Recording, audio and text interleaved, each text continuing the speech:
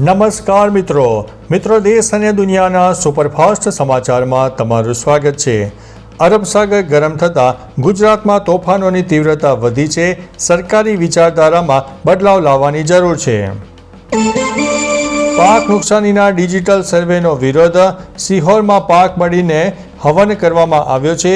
ગાંધીનગરમાં ઢોલ નગારા પણ વગાડવામાં આવ્યા છે।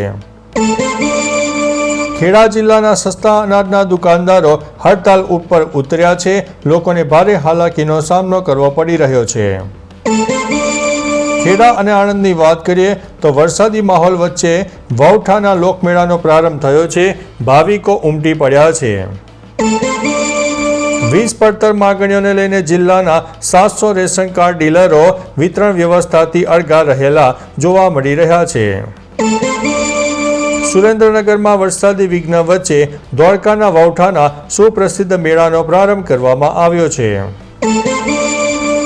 ભાવનગરની વાત કરીએ તો વેરાવળ બનારસ ટ્રેનને ઢસામાં સ્ટોપેજ આપવા માટે રજૂઆત કરવામાં આવી છે। સુરેન્દ્રનગરની વાત કરીએ તો ધાંગધ્રાના ક્વોન્ટમાં વરસાદથી કપાસ અને મગફળીનો 60% પાક બળીને ખાક થઈ ગયો છે। સુરેન્દ્રનગરની વાત કરીએ તો 18 વર્ષીય યુવકનું સારવાર દરમિયાન મોત નિપજતા પરિવારજનોમાં શોકનો માહોલ છવાઈ ગયો છે।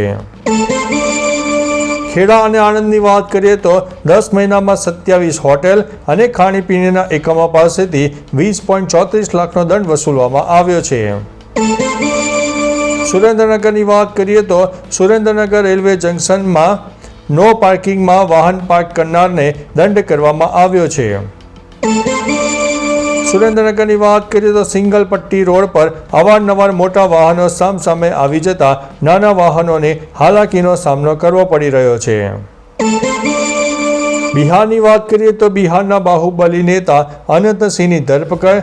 દુલારચંદ હત્યાકાંડમાં પોલીસની મોટી કાર્યવાહી સામે આવી રહી છે। રશિયાએ નેપ્રો પેટ્રોવસ્કમાં નદી પરનો પુલ તોડી નાખ્યો। તે દ્વારા યુક્રેનની સપ્લાય લાઇન પણ તોડી નાખી છે। પાકિસ્તાનનો બેવડો માર। હાજીપર સૈયદનો સાથી મુયાજ સૈયદ અને મુનીરના માણસોના વાહનને BLA ઉડાવી દીધું છે।